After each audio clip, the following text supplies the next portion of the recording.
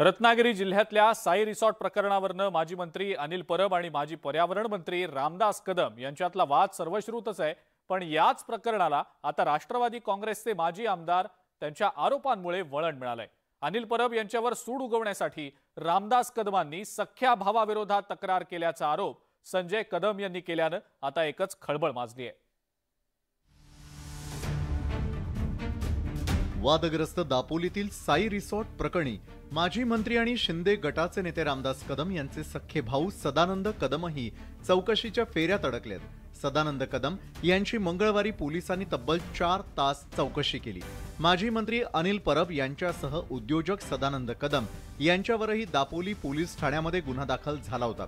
याच मुद्द्यावरून आता राष्ट्रवादीचे माजी आमदार संजय कदम यांनी रामदास कदमांनीच सख्या भावाला फसवल्याचा आरोप केलाय।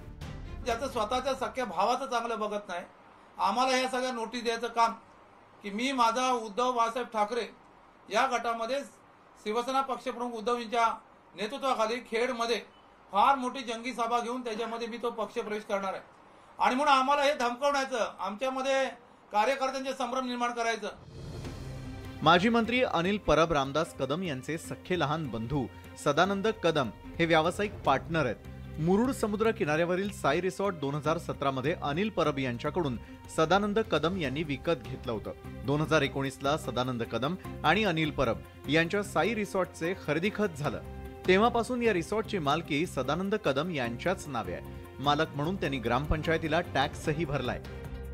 खरं तर रामदास कदम आणि त्यांचे भाऊ सदानंद कदम या दोन भावांमध्ये कौटुंबिक वाद आहेत। त्यातूनच रामदास कदम यांनी आपल्या सख्या भावाला संपवण्याचा प्रयत्न केल्याचा आरोप केला जातोय।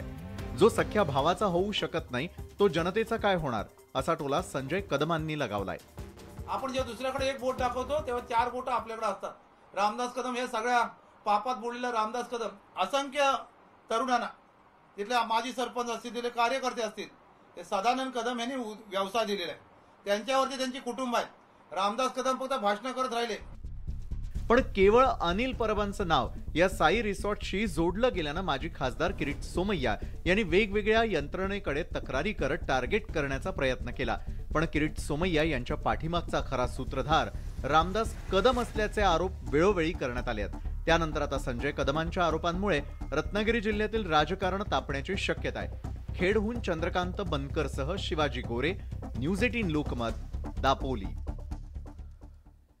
व्हॅलेंटाईन डे आणि बजरंग दलाचा त्याला होणारा विरोध हा संघर्ष तसा जुनाच आहे। पण नागपुरात यंदा बजरंग दलानं व्हॅलेंटाईन डेला विरोधाचा नवीन पद्धत अवलंबल्याचं पाहायला मिळालं। महाराष्ट्राच्या उपराजधानीमध्ये व्हॅलेंटाईन डे विरुद्ध हनुमान चालीसा हा संघर्ष कसा काय निर्माण झाला पाहूया।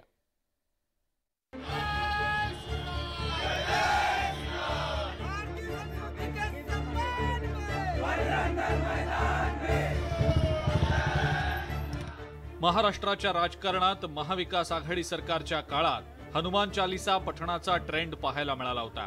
पण राज्याच्या उपराजधानीत व्हॅलेंटाईन डेच्या विरोधातही हनुमान चालीसा पठणाचा ट्रेंड दिसून आलाय। नागपुरात बजरंग दलानं प्रेमदिनाला विरोध करण्यासाठी चेतावणी रॅली काढली।